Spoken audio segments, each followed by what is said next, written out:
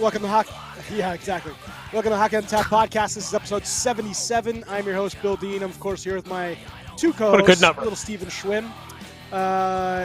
We are brought to you by Primetime Radio, courtesy of Sam Wu, and you can find us on Twitter, Instagram, Facebook, YouTube, Apple and Google Podcasts, Spotify, and iHeartRadio. Please leave us a 5-star review if you would be so kind. Boys, what are we drinking? I am doing a combo. I don't know if I've actually had this on, but I'm drinking another beer from the Athletic Brewing Company, non-alcoholic brew. Flavor is still pretty great. This is just a golden ale, so it's like a Pilsner. 0.5% alcohol by volume, and I'm going to pair that with, my 14% vino. There you go. Classy.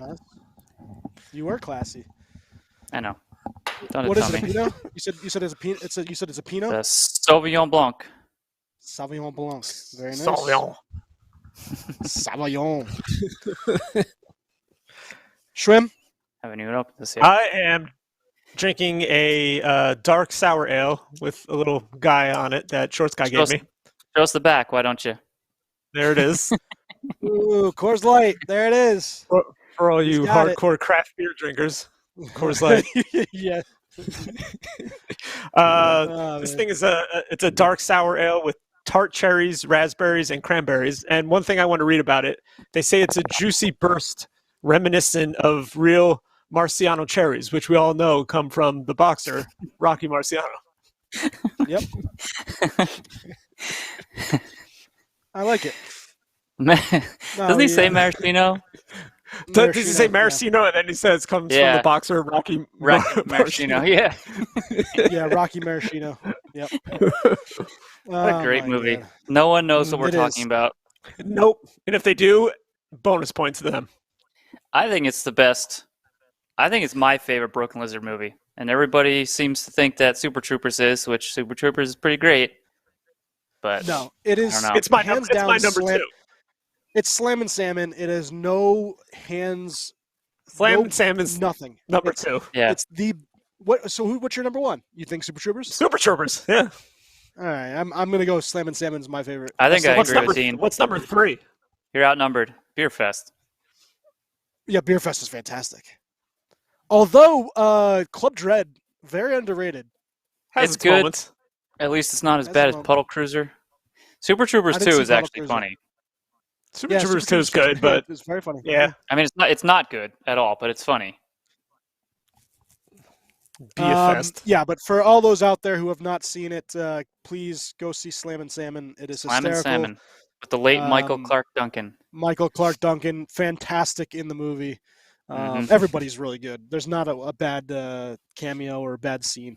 Obviously, if you know Super Troopers, it's the same actors. They're all in that what is it called? Broken Lizard, right? Broken Lizard. Mm-hmm. Yeah. They're all in Broken Lizard, a comedy club, and comedy routine thing, and they're all fantastic. So.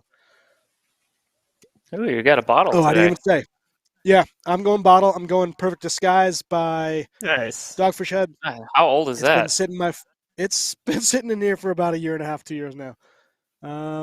Let's see. It does taste, well, it doesn't taste different because I can't taste, but 2019.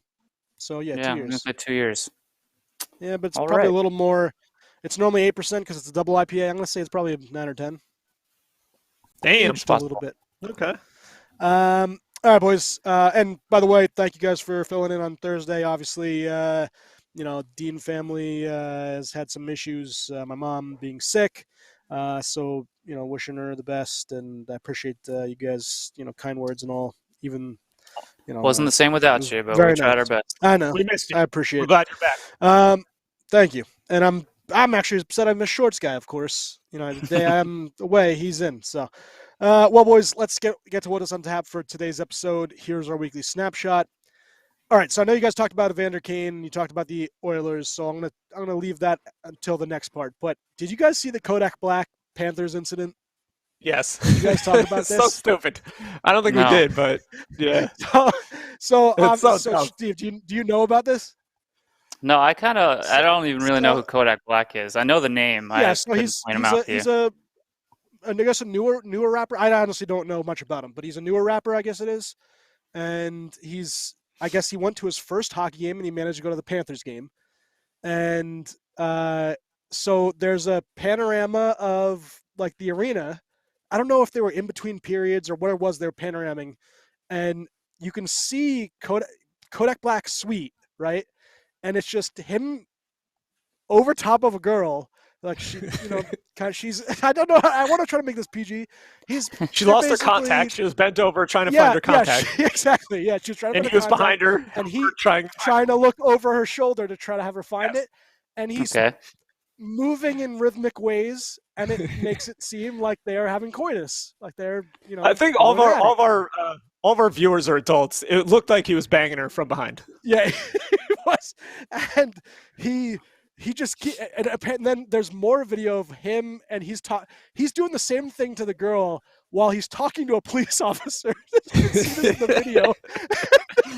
Obviously, I guess they weren't going at it, but my whole thing was, could you imagine being the person that has to relay that information to Gary Bettman and be like, yeah, so this is what happened at the Panthers game. Oh man, but just funny. It's all over Twitter and people talking. Yeah, I don't know. I missed that. I completely missed that. Yeah, no, that's his pretty good. Good for him. I can't imagine what he's going to do for his second game. Yeah, please come back to more games because we need you in the stands, man. It was entertaining. So that happened last week, right? That was when was that? Was that early last week? Was that last week? Weekend? Was it last weekend? Was that far off? Not this past weekend. Yeah, the weekend before that, right? Yeah. Maybe. I think it happened before our podcast. Oh, it did. All right. So I missed that. I think it did. I could be wrong. So I had written that down because I thought obviously very funny and one of those. It was hilarious. Things you see and you can't explain and you try to. You guys are so old. AJ goes. She was twerking, says Tom. Yeah, we're old. And the guy can't even spell old. Yeah. OKD. All right. So when I could spell.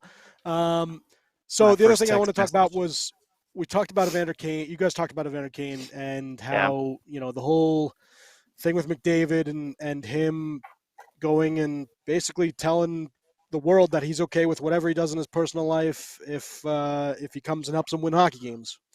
Mm-hmm. So, and I was trying to send some messages to you guys online about. I guess this kind of works if your captain is that way, right? You can have someone like that in the locker room if your captains don't give a crap, right? If they don't care what you do in your personal life, maybe this is something that'll work out for him, and Evander Kane will be a great player because, I guess if he wanted any of their locker room and they had a stronger feeling on, Evander Kane and what he does in his personal life and maybe outside the arena or even inside the arena, right? With the whole COVID issues with him being on planes when he could have been sick. So, looking into this, just, who knows? Maybe that's going to be a good thing for them in the future. I know that Steve, weren't happy about it. And...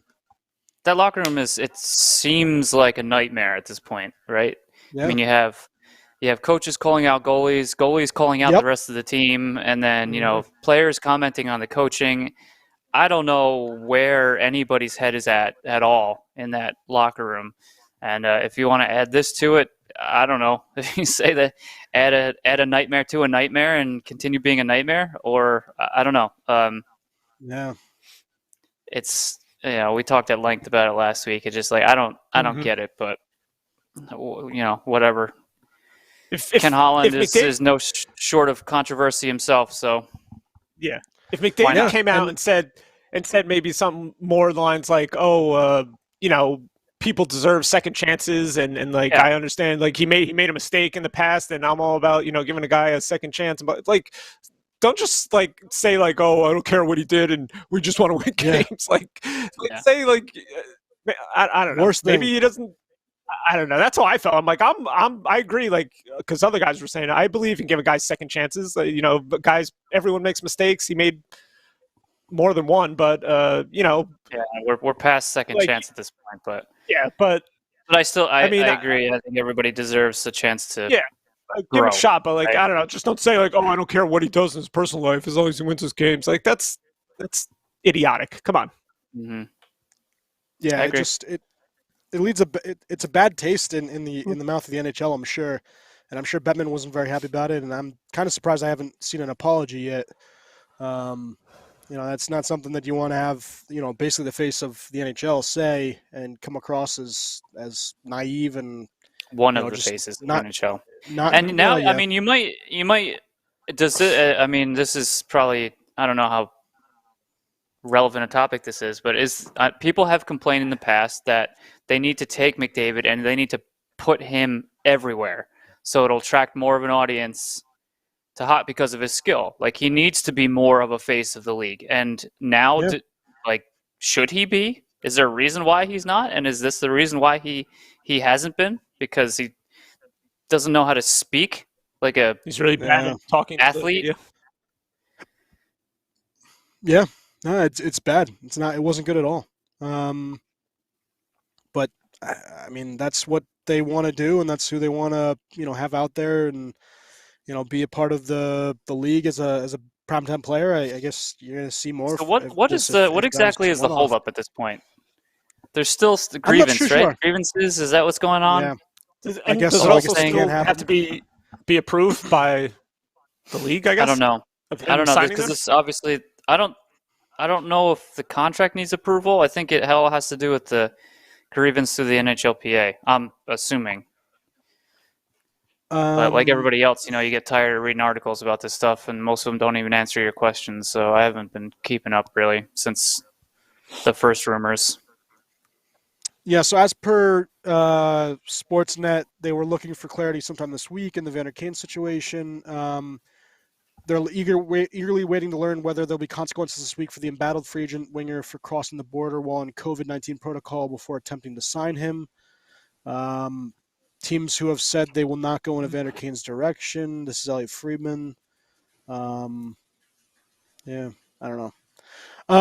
All right, so we'll get off of Evander Kane, and we're going to stick on the Edmonton Oilers because this was really interesting. And I was listening to Elliot Friedman this week, and he was even saying that he thinks that Connor McDavid and Leon Draisaitl need to play differently. And apparently this is not the first, it's not him just spewing this out. He hears this from other, people and teams and GMs, I guess. But so like I can't get this out of my, why? Why are these people think that you should take these stud racehorses? I don't know. You tell me, Steve. Did Crosby and Malkin play totally differently when they won championships versus when they played when they were rookies, or not rookies, but basically their first couple years? Well, Malkin subtly, but Sid, became a complete 200-foot player, and that was something his he first couple focused years, on. He was not. I don't know. He's a player that is constantly looking to grow his game in every facet, and defense was one of them. And I don't know necessarily that because he focused more on his 200-foot game that his, point totals and goal scoring suffered slightly. But, it was something that he took into, the coaches obviously, they tell players that, you need to be better defensively. In fact, a lot of skilled players are stuck in the minors because they can't play defensively. So, I guess he has to. So I think it's more of he needs to improve and not change his style, because I don't think it was Sid who changed his style. I think he just improved in a different part of his game, and I think that's more like what has to happen. They have to work on more specific things, and I don't think it's gonna. But as far as a mentality goes, play the way you play, but they can always get better defensively, right? Yeah, you can add defenders or a goaltender, which seem to be your biggest freaking misses. That's not going to fix the team, yes, but it'll help, obviously. But they need a goalie, and they need at least one goalie, and then they need some top pairing defensemen. Obviously, the Duncan Keith project isn't working out as you mean it didn't go well? No way. No, I mean, Friedman was saying that's the quickest fix for Oilers is for their captain and their best No, player, I'm not or the buying it. second best player, No. to And change the Friedman way they knows better play. than I do. I don't. Yeah, But I disagree with. I don't know how I anybody can't. can look at that roster and be like, this is the good roster. All you need to do is tweak this, and you're good. Just doesn't make sense to me. Yeah, I guess if that was the case and they had all these players that they needed, and for some reason, the last piece was these two, becoming Selke candidates, then okay, maybe. But A, your team sucks, and B, you have two Ferraris sitting in the driveway, and you're blaming the Pinto and the Saab because that are sitting in the net. I don't know. I think it was a ridiculous thing that I've heard him say, and maybe he's not the only person. Obviously, the older guys in the league, I'm sure, like Tortorella and guys like that, are saying the same thing, and he's hearing it from Yeah. them. But I think that's a failed way to look at a player and a team, and how to build a team is by making sure that your stud player plays defense, 50% of the time. I mean, if you put two defensive wingers with him, he doesn't have to worry about scoring. They don't have secondary scoring either. So if they're not scoring, no one's scoring. Yeah, no. It was amazing to hear them say that. All right, let's talk about. So we'll get past Edmonton, because that is one of the things I saw. One of the things I did want to ask you. So with San Jose, obviously getting rid of Kane, now they might have some, money cap space. Do you think that means a Hurdle contract extension? Maybe they don't want to deal the prize free agent move, prize free agent on the move. Yeah, I mean, only 29. I think he was 29 years old. Thomas Hurdle. I just had. Speaking of the Sharks, Timo Meier today, 5 goals. Yeah, 5 goals. I was just going to talk about that. First time in team history. Yeah, good for him. No, he was lights out. He's a beast. Yeah, I believe he is. I was looking at it. So Hurdle is. Come on. Hurdle's 28. He's born in 93, and then Timo Meier's 25, and he's getting better and better each year. Yeah, he's looking really good. And then, what a Thomas Hurdle trade could look like if he was to move. And, a lot of people are saying because he's going to be free agent, it shouldn't, be as high as, what. He's a UFA coming up. Arizona's looking for, UFA. What Arizona's looking for Chychrun, which is a first, a top prospect and a very good young player, which is essentially 3 first-round picks.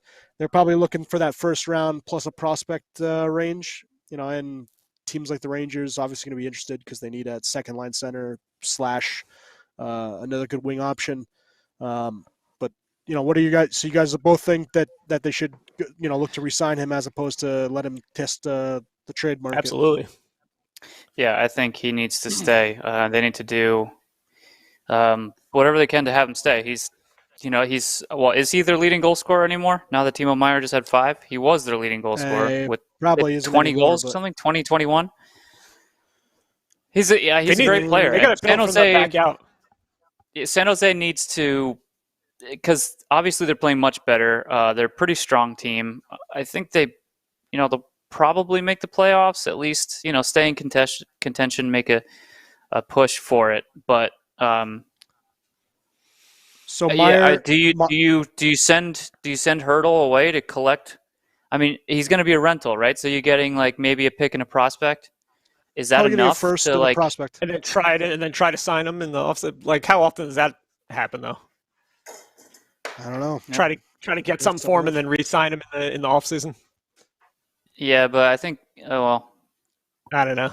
Yeah, I don't know. I think they're better off keeping him, and they should. I think they should.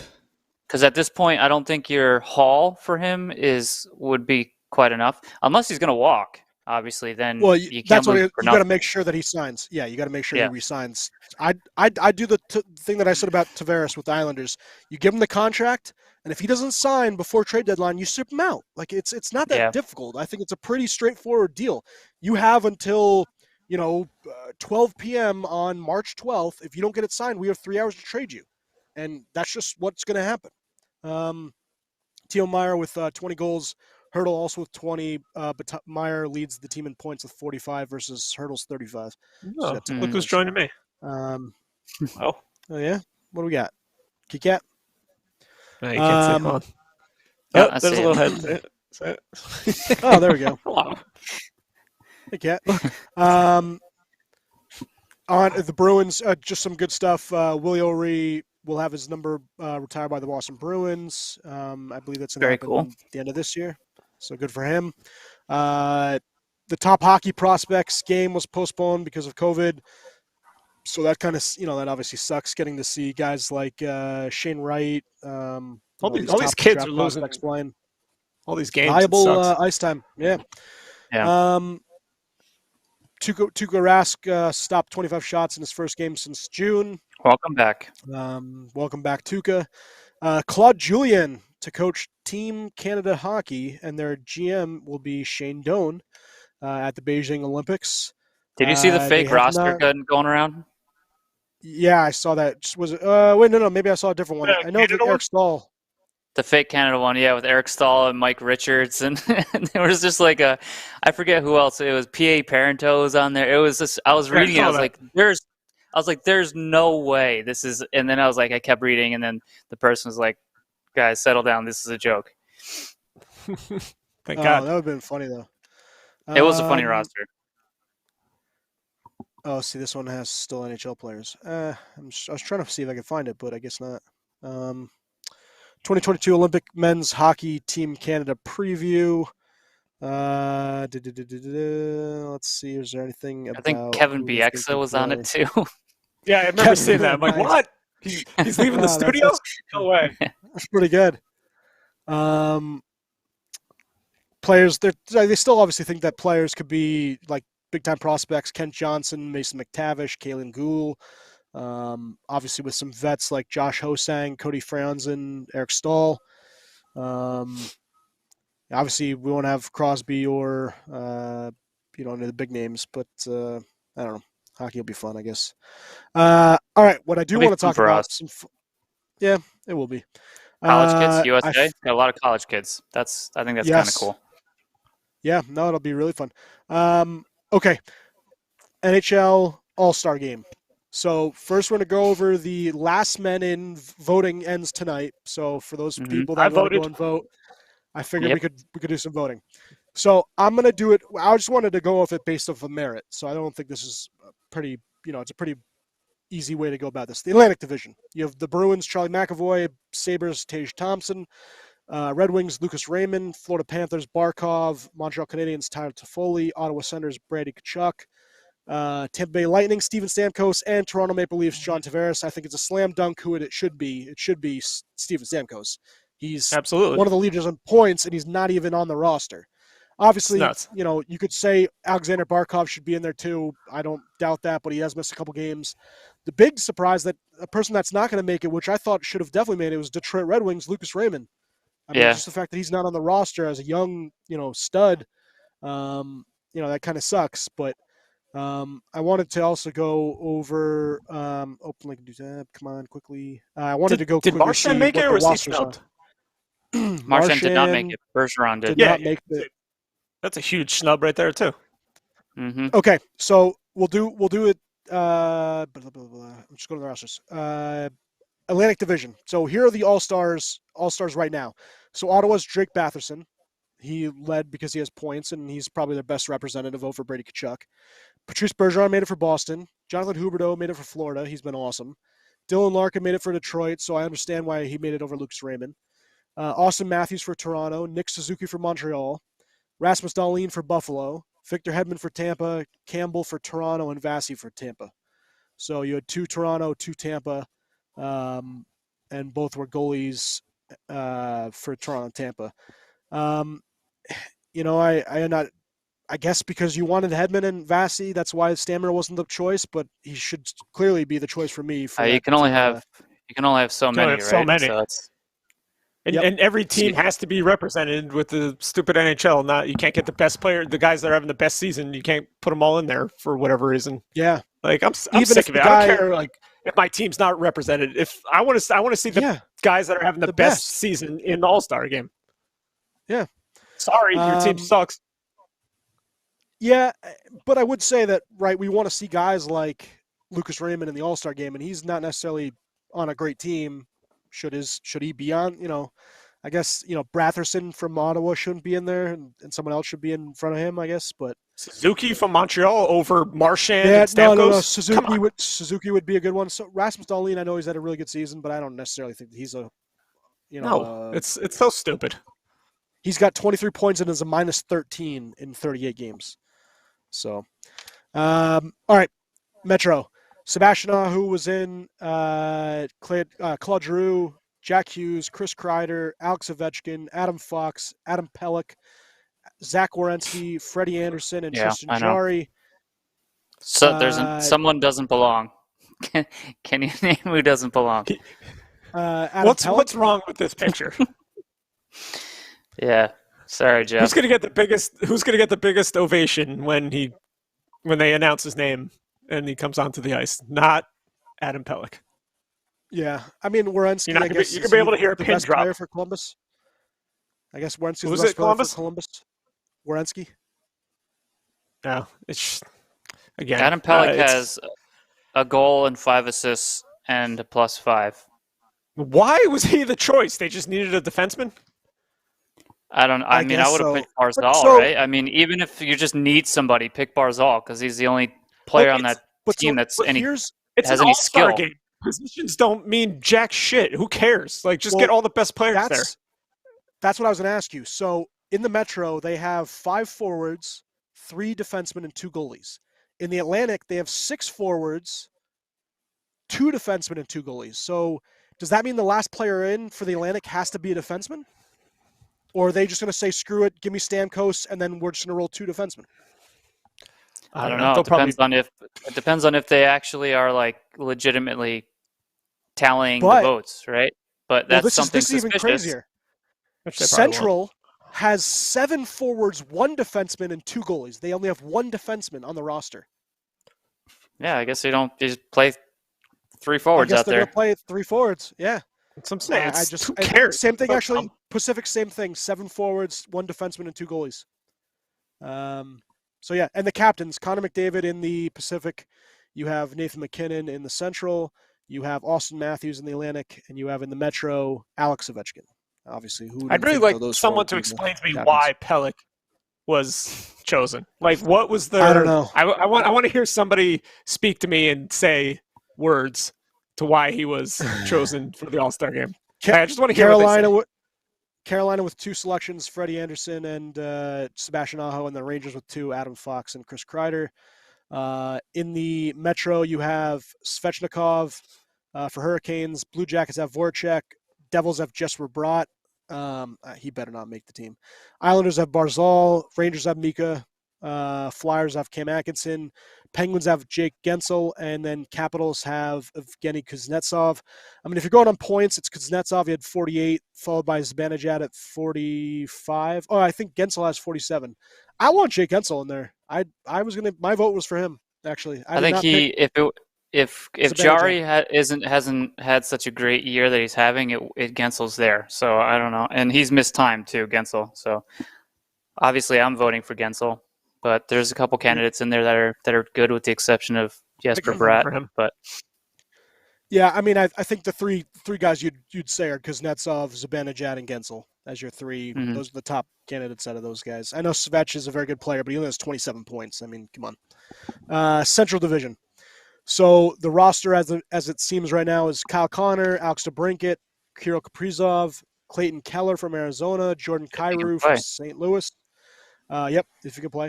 Nathan McKinnon, Colorado. Pavelski, Dallas. Makar, Colorado. UC Saros, Nashville, and Cam Talbot from Minnesota. So Minnesota and Colorado both with 2 reps. Oh, he's Here is... What was that? I thought Kaprizov was hurt. He is not. Oh, I thought he was too. Central Division. So you have Kessel from Coyotes as the last man in. Seth Jones, Blackhawks. Avalanche has Nazem Kadri. Stars, Jason Robertson. Wild, Ryan Hartman. Predators, Roman Josi. St. Louis Blues, Robert Thomas. And then the Jets, Mark Scheifele. It should be Nazem Kadri. I mean, the guy's the 4th leading point scorer in the NHL. Yeah. He's been fantastic. I don't understand why he's not the automatic shoo-in. So that was for Central. Some of those other guys, though, I wouldn't mind seeing Some like of those other guys I mean, are having surprising Rob seasons, Thomas like is having a Robertson. great season, but Robertson I think is a very skilled player, young player that I wouldn't mind seeing there, to be honest. Ryan Hartman has had a really good year for the Minnesota Wild, and obviously most other games he might be there, but he's been pretty interesting. And Roman Josi is one of the best defensemen in the NHL. If they're looking for a defenseman, he should obviously be in there. All right, Pacific finally. Rosters: Leon Draisaitl, Eberle, Gaudreau, Kempe, Connor McDavid, Timo Meier, Mark Stone, Alex Pietrangelo, John Gibson, and Thatcher Demko.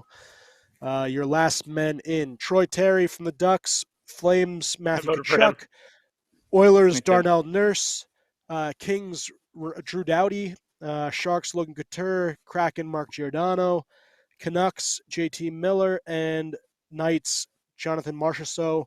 I actually picked Troy Terry. It was between him and Miller because they were two of the top points guys. But they only have one defenseman, so can you see either Nurse, Doughty, or Giordano making this team? Probably. I don't think they should. Pietrangelo is the only person. Who is the rep for Seattle? Oh, it's Eberle for Seattle. That's what I was gonna say. Who's the rep? Okay. It'll probably, I guarantee, Nurse or one of them make it. Just because they need another defenseman. I guess we'll see. Keep track of number of defensemen and see who ends up winning. Because if it ends up being a defenseman in a team that looks like it needs a defenseman, I think there is suspicion afoot. True. Yeah. Price is restarting his. So that was the end of the All-Star stuff. Couple of stars of the week, real fast, and then we'll actually get to Price. Marchand was my star of the week. Cooch was also up there. He did pretty well this week, Schwimmer. Sure did. Marchand with 10 points, 6 goals in 5 games dating to January 8th. He was fantastic against he was fantastic against the Capitals. And he also has now, what does he have points per game? He's at 30 total contests, ranks among the league leaders in shorthanded goals, power play points. He's at 5th with 17, and he's got 43 points, and he's tied for 8th. Nikita Kucherov, 7 points, 3 goals, 4 assists, and 3 contests to power the Lightning to 3 wins over the Panthers, as well as Vancouver and Dallas. He's got 13 points in 8 games this season, including 9 in 5 games since returning from injury January 6th. I also put Marc-Andre Fleury on here, 3-0-0, 132 goals against, 937 save percentage, and 1 shutout for the perfect week for the Blackhawks. He's doing pretty well, 26 total games. He's 13-11-2 with a 273 goals against and a 915 save percentage. I mean, if Edmonton's smart, they go after him and they see if they can bring him in for the playoff run because they need a goaltender and he's still one of the best. Mm-hmm. That's if he wants to. Yeah. I guess if it's just a playoff run, I forget he's the limited no trade or whatever, but I don't know. I think it's also like he can't be traded to. He has the list. He has a list of that he doesn't want to be traded to, which maybe Edmonton's already on there. Well, I don't know when they submit it. I forget when they actually. I think they submit it in the beginning of the season, right? Yeah. And I don't know if changes can be made or if exceptions can be made. I thought once they're asked to waive it, that's when they submit it. No, I think at the beginning of the season you have to send your team list, and then they can go back and they can go back and ask you, and that's about it. Oh boy. So I mean, we'll talk about trade candidates more and more as the season goes on, but he's definitely got to be one of the guys. Speaking of goaltenders, Carey Price restarting knee rehab for the Canadiens. He had surgery July 23rd. He remains out indefinitely, but he's starting the rehab on that repaired knee. No timetable, but they are talking about do the Canadiens go to him and tell him the plan, and if it's a rebuild, does he decide that this is it? This is the end of his Montreal career, and would he go elsewhere? So he'd be an interesting name to watch as the trade deadline comes closer and closer, and obviously they know what his rehab is. Another guy coming back from injury, Jack Eichel, the owner says a couple weeks before we see him back. A few weeks was the quote. Nice. So obviously recovering from neck injury. He had the surgery, I guess what was November 12th for the artificial disc replacement. He's saw him today. He's not far off. He's going to be ready to play. So, and I guess, if it was you guys, would you put him immediately on a line with Pacioretty and Stone, or would you kind of let him develop on a third line, let him kind of just... Well, he's going to, I assume that this is going to be a slow process to actually get him back into the game, but he'll take line rushes and stuff, but I think, you put him on the second line, right? That's where he should be. That's where you should put him. I mean, don't throw him on a third line and then, you'll manage his minutes, but he's still young and he's a capable kid and he's probably going to recover quicker than, a lot of other guys. But I mean, I don't see why you wouldn't automatically just put him where he's supposed to be and why you brought him there for a certain reason. Who would you boot off that line, though? Second power play, too. That's that Marchessault, and Riley, Chandler Stevenson, Riley right? Smith, and is Williams. number one? No. Chandler Stevens is number one center, and then you have Carlson number two with Marchessault and Riley Smith.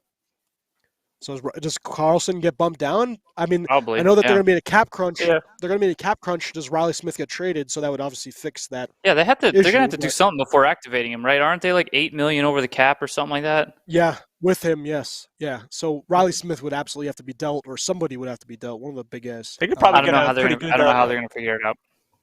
Pretty good amount. They probably back for him. Well, the Rangers were talking about trading for him because obviously he's going to be is he a UFA? I think he's going to be UFA as well. So they wouldn't really have to give up much. I think there was talks about just a prospect or something. So, I mean, for Riley Smith, I guess is a middle six, forward, plays wing. That's fine. I'm okay with it. One of the guys, and I wrote this on my show sheet, right? So, here's the list of available players, and I just wanted to go over a couple things before we do this. So, Chychrun, obviously, Yotes looking for a Burns-type deal, which was Coyle's at the time when they traded for Brent Burns. It was Charlie Coyle, it was Devin Setaguchi, and it was a first. So it was essentially 3 first-round picks because Setaguchi was a good young player. The Ducks, King, and Blues are all looking into it. He has 3 years remaining after this season at $4.6 million per year. I kept trying to bait Schwim into this one. Lawson Krause to the Bolts. Maybe. Jeff Merrick kept saying it, so I was pretty interested in hearing Schwim's take on that one. I don't think they're imminent of doing anything right now. I mean, it's going to take a first-round pick. Are you going to deal another first-round pick for someone like that? Probably. That's all we trade is first-round picks. So, I don't know if you guys saw the Klingberg stuff, but obviously he had an issue in Florida, and then he was just put on the third line last game against the Nashville Predators. He has no contract extension. He feels disrespected. Rumors he asked for a trade. Nobody's talking to him. Yeah, no one's talking to him on the team. Apparently the Rangers are interested. Like from management. Oh, the organization. From the yes, front office. Yeah. I meant the front office, wants to engage in talks, and nobody's reaching out to him. Yeah. Brooksy from the Rangers beat reporter said that the Rangers are interested. I don't know. Of course he did. Do? Like he's Rangers are interested in everything. When does Brooks not report somebody that they're interested in? Yeah, and I guess the thing that I get hung up with is Klingberg's obviously an offensive defenseman. We have 2 of those guys already. Why would you want to add another one and not have a spot? It's like bringing in Keith Yandel and not using him on the first power play. Like we've already. That's what I would think. I would think a team that's looking to bring in Klingberg is a team that's going to put him on the top power play. Yeah, like right off the bat, put him there, and not just 30 seconds of power play time on the second unit or something. That's a complete waste. Yeah, so you're not gonna remove Fox from the top power play, right? So you can run 2D, right, if you want, I guess, but 2 quarterbacks. I don't know. He's a good defenseman. Yeah. I mean, he's decent defensively. I'm not gonna say he's definitely not great by any means, but decent defensively, and a hell of an offensive transition defenseman and a guy who can get shots through from the point, which is why he's so good on the power play. Yeah. So, I'm with you. I don't see where he fits from the Rangers besides just like add another big name, splash name at the trade deadline just for the sake of doing it. That doesn't make sense to me, but yeah. I don't know. Some other quick names. Phil Kessel, obviously on the block, but who hasn't heard his name. Riley Smith, Claude Giroux. I'd love for the Rangers to get someone like that, a center / winger, but that's not going to happen in division, especially with a heated rival. Ben Sherratt, defenseman, Carey Price. I mean, it would be funny if they traded with him, but it's not going to happen. Just like the Penguins would never have that deal either. So, Right. Ben Sherratt, Carey Price, you have Brendan Gallagher, you have Mark Giordano, you have Nick Leddy, Calvin DeHaan, Dylan Strome, Holtby, which he's been a name that's kind of floated out there, especially for goaltending needs. I saw this name, Joe Pavelski, and he would be my number one candidate for the Rangers to go after. I mean, I would deal first in a prospect. Last year, right? He's the UFA next year? Yeah. I would deal first in a prospect for him. I think he's a fantastic player to have in a middle six role. Yeah. Even especially in the playoffs. Yeah. I mean, you put him on the wing or at center with Panarin and Ryan Strome, I wouldn't be unhappy at all. He almost came to Tampa. Fleury, it was between them and Dallas, and he signed with Dallas. Yeah.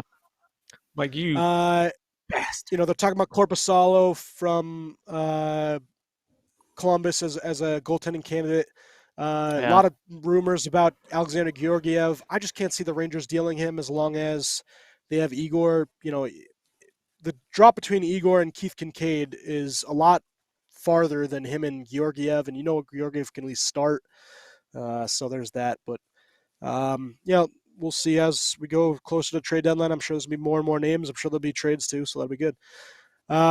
Nick Ritchie was put on waivers by Toronto, who signed him to a 2-year deal this past offseason. That's got to be a big hit to someone's reputation when you put him on waivers after signing for a 2-year deal. Yeah. Well, I mean, he was never what he did in Boston was he was effective, but the guy can't skate. He's he's a poor man's Pat Maroon, and he's an idiot. Just like yes, but I mean he's not a good player. And I guess Boston figured out how to throw him in there and make use out of him, but a team like Toronto, it's that style. There's no way that fits. Boston is not a fast-paced transition team like Toronto is. They're very methodical, and they're very, by the system that they work at and cycling and getting pucks down low. But it's just, fast-paced transition is not Nick Ritchie's game, and it's never going to be. So it was another one of those signings by Toronto that you just like, why? Especially you already have Wayne Simmons. Like Wayne Simmons, anything that Nick Ritchie could possibly do good for that team, they already have Wayne Simmons who already does that. So there was no point at all. So they kind of set him up for failure. But good for Nick Ritchie, he got paid. So yeah, is what's his face still the GM there? What was his name? Kyle Dubas. Yeah, yeah, Kyle Dubas. Yep. Yeah, how much longer are they going to go with him? Well, if they fail again this year, that's it. They're done, yeah. I think he's got to make it to the second round. If he doesn't, he's gone. I think he's gone. I don't know. And Sheldon Keefe could even be gone too.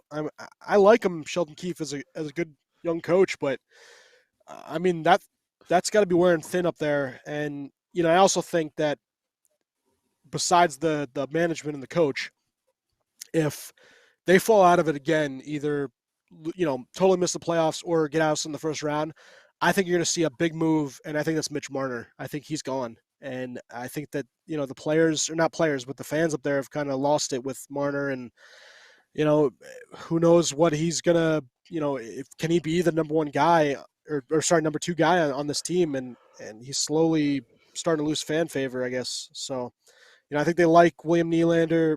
They're not going to get rid of Austin Matthews, although I could see him just up and leaving anyway.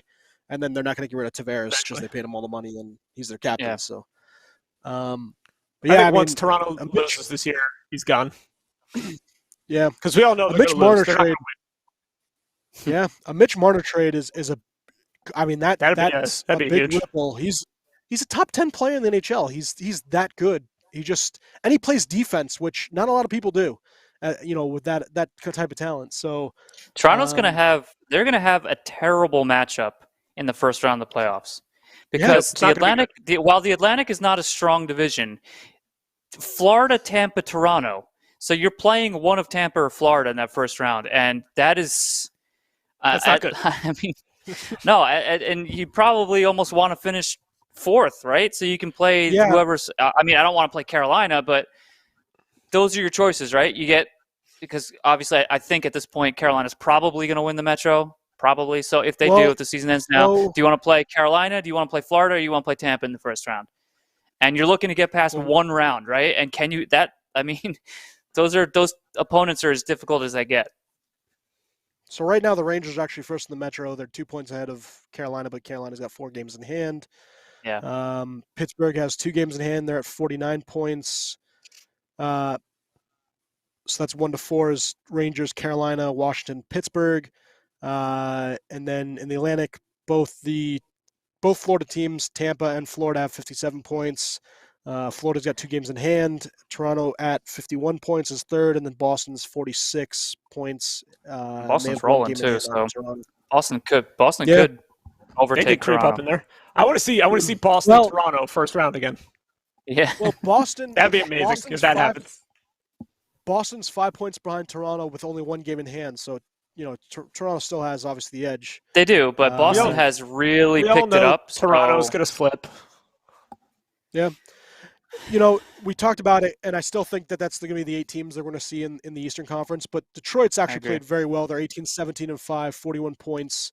They are 5 games ahead of Boston, so that's a big-time, issue. But good for Detroit. In that Western Conference, Colorado leads the Central, Nashville 2, St. Louis 3, Minnesota 4. Winnipeg is 5 at 39 points. They're 8 points behind Minnesota with only 1 game in hand. And then in the Pacific, Vegas at 48 leads, LA Kings at 45, Anaheim at 45, and San Jose at 44. Who would have thought that he does all 3? Those 3 California teams. California teams. Yeah.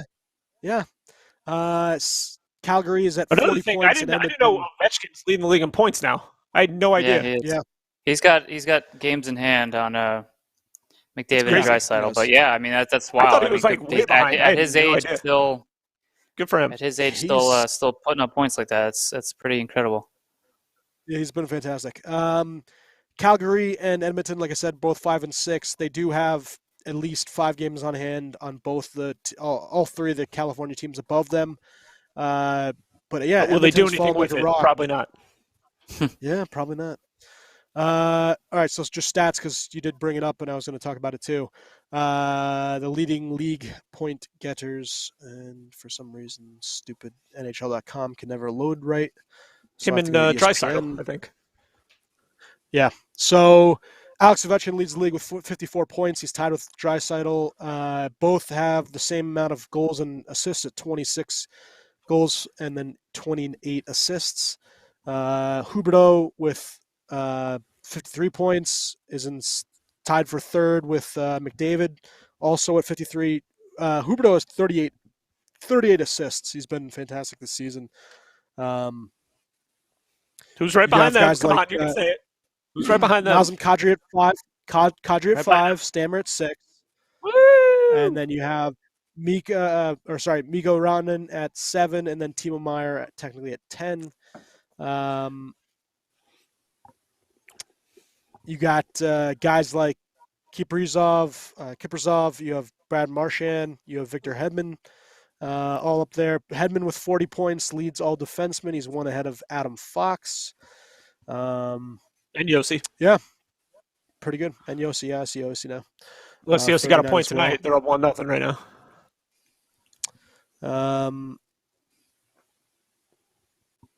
Yeah, wow. Yeah, pretty good. All right, goaltending quickly. Sorry. Igor Shesterkin, 199 goals against average. He has been fantastic in all the games he's played. He's 17-4. Also, save percentage, you have Igor at 939. He's 8 points ahead of Jack Campbell. I mean, Igor's had a fantastic year, and if we're talking Vezina, he's got to be one of the candidates. And, I say that, and, I know that we've had discussions about Vasi and Tristan Jarry and Freddie Anderson, but he's been otherworldly for the Rangers, and, he definitely is deserving of some accolades here. Who are your top three right now for Vezina? I know my top three. I mean, so if we're doing it right now, top three. Am I doing it 1, 2, 3? Any order, it doesn't matter. Just three finals. Okay. So he has only played 23 games versus Vasilevsky's 31, so he's 8 games behind. So I wouldn't say that he's the leader over Vasi, but I'd say my 3 candidates are Vasi, Shesterkin, and I'd probably say Jack Campbell. Okay, I like that. My number 4 I want to say is Stevens' goaltender. Yeah, Jarry. Yeah. Although he's not my Saros top 3 yet, but he's right there. Saros is my third. That's what Saros needs to be in there, yeah. I think I might take him over Campbell. I have Vasi, Shesterkin, and Saros as my top 3 right now. But Saros, and I know goals against doesn't really matter, but 226 for Saros versus Campbell's 213. I mean, he's significantly better in the counting stats. I know that's not the biggest thing, but he's got good save. He's in tops in save percentage and wins. And on a surprising how well Nashville's doing, I didn't think they were going to be doing as well as they are this season. So that's why I like him. And he's taken over for Rene. That's like a lot of pressure, I think, on him a little bit. But I think he's done really well. I think he's fantastic. Yeah, he's got a sweet mustache going. He's got it all going right now. He leads the league in saves, I believe. He's got 1,001. Next closest Thatcher Demko. And he's on the smaller side too. He's not one of these 6'4", 6 foot super athletic goalies, and he's shorter and freaking awesome. Oh, he's 5'11" actually. Yeah. There you go. You know who's a big boy? Aiden Hill. Yes, Aiden Hill's enormous. Guy's 6'6". I did not realize that at all. I actually, for the first time, figured out that Igor Shesterkin was actually 6'2". I thought he was like Hank's size, like 5'11", 6 foot. He's a lot taller than I thought. Aiden Hill is a very large human being. I mean, same thing with Vasi. He's enormous as well. Nedeljkovic is also a very big kid. What's Vasi's 6'3", I think? 6'4"? Actually, yeah, Vasi is 6'3", I believe. I think he's at least 6'3". Yeah, 6'3", 221. But he keeps getting fatter as you look at that one photo from the. He keeps getting fatter and losing more hair. Yeah. But goddamn, is he good? He is. He's ridiculous. I mean, MVP that's a stretch because obviously not many goalies win the MVP, but he is hands down one of the best players in the NHL, if not the most valuable to his team. Without him, there's no way they would come anywhere close. Yeah. So. They'd have to make a trade with the Rangers for Georgiev if he goes down. Yeah? You want Georgiev? I think so. I wouldn't mind him. Have 2 Russians back there. I want somebody a little bit more capable than friggin' Brian Elliott backing up Vasi. All right. Yeah. You want to make a trade? Okay, what's your trade? Does it involve point? Let me guess. I mean, Brooks it was going to be over here. A point. Yeah. It was going to Larry Brooks Jr. Point. Yeah. But I was gonna give you some pretty Dave good Brooks pieces. over here. I'll give you Georgiev. Okay, what are you giving? Alexei For point Lafreniere. first, and what else? Hold on. Georgiev, Alexei Lafreniere. Well, I have to give you some contract. Hold on, I have to give you some contract over. So, I don't think you're gonna want Jacob Trouba, are you? No. Okay. I have to give you some contracts, so I have to figure that out. I'll go back to you. Maybe next week I'll give you a full-fledged offer. But yeah, okay. I mean, right away, Lafreniere is. I'm not exactly giving you shit. Like you're getting some primo, Well, he's a high draft pick. That's it. He hasn't proven anything yet. First overall pick. Yeah, but he's also on the Rangers. So that's all he's got to develop his offense. So might as well. That's all he's got on his resume right now. Yeah, first round pick. Yeah. Rob Blake signed an extension with the Kings. I don't know if you guys saw this. Both Paul Kariya and Scott Niedermayer were bad. mentioned as Ducks GM candidates. That would be Possibly awesome. even both being the GMs, co-GM. That'd be cool. So pretty cool. All right, that's pretty much all I got. And we'll do some trivia, and then we will bid adieu. You guys got anything else hockey-wise? Bring up? No. Chris Pronger's jersey got retired tonight. Oh, he did? I didn't see that. Yeah. What was that? In the St. Louis game. Oh. They did it. They're playing Nashville right now. They're losing 1-0. But yeah, right before they, I heard. I didn't hear his speech, but everyone was saying it was a hilarious speech, and he was like drinking and stuff while he's giving the speech. Nice. So, I mean, he should be. I want to look this up. Yeah, we'll take a look at that afterwards. And wearing their old. St. Louis is wearing their old red and blue and yellow jerseys. What the hell is the song that Brett Hull was singing? Oh, Sweet Caroline, right? Was he singing? No, I thought he was singing. Oh, Gloria. No, what's their song? Gloria. That's it. Gloria. Right? Yeah. Was Pronger singing that too? I don't know. Maybe. By the end of the night, he might. Probably. He's a big dude. He is enormous. He's 6'6". He's at least 6'6". Right? At least, yeah. I think so, yeah. Which Boston Bruin scored 50 goals in 50 games? Not Bobby Orr? Not Bobby Orr. Is it a forward? I don't know. Well, I'm not going to tell you, but... Espo? Come on. Not Espo. Cam Neely. Although he does not get credit. So he did it 50 goals in 49 games, but he never gets credit because the accomplishment was actually in his team's 66th game because he missed it because of injuries. That's stupid. Sorry. It is dumb. Which team drafted now former NHL defenseman Rob Ramage in an expansion draft?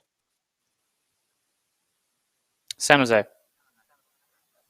Come on, Schwim. Tampa. Tampa.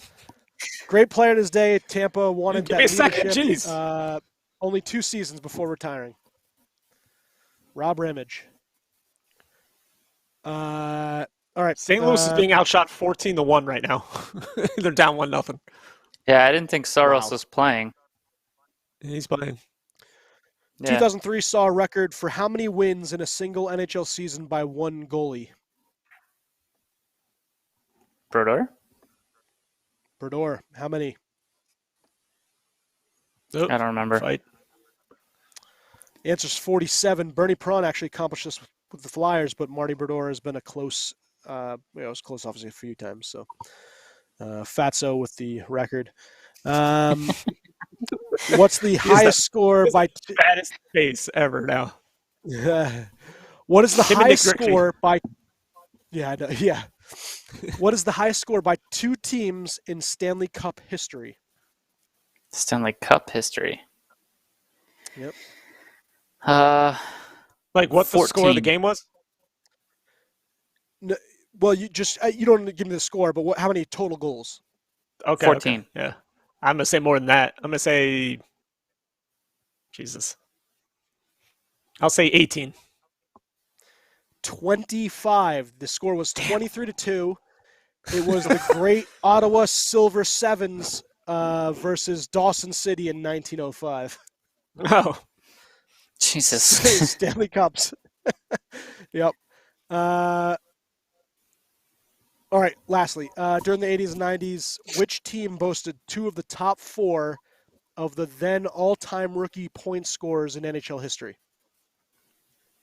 So the 80s top and rookie 90s. point scorers, the top rookie point scorers for all-time scores in NHL history. Wasn't Solani one of the big rookie point what are you scorers? doing? He was. So what team would that have been? Winnipeg? Winnipeg? Winnipeg Jets had both Teemu Selanne, the all-time leader with 132 points in the 93-94 season, and what other future Hall of Famer, 103 points in 81-82? Future Hall of Famer. Yeah. 81, So he's not in the Hall of Fame yet. In 81, 82, you said? Sorry. In 81 and 82, he was going to be a future Hall of Famer. He's in the Hall of Fame. Oh, okay. He recently passed. Howardchuk? Shit. Dale Howardchuk. Yep. 103 points, 81, 82. Winnipeg with both those guys. 10 years. Yes, apart. sir. All right. Let's peace out. Bid adieu. Adieu. Adieu. There's just like a black mass next to me. Can't even tell what it is. Yep. For some reason, it's moving. My fade out is not playing. I thought I heard it, actually. I don't think I did. Nope. I thought I heard something. Oh, God, there it is. Okay. Quickly, how'd you guys do your beers? It wasn't playing. I don't know what's going on. That beer is solid 3.5. 4.0. Enjoyable. Boys. 3.75. Shwem, take her home. Yay. Good to see you guys. Mama Dean, we're still thinking about you. Love you. Always. Thanks, buddy. Always. Adios.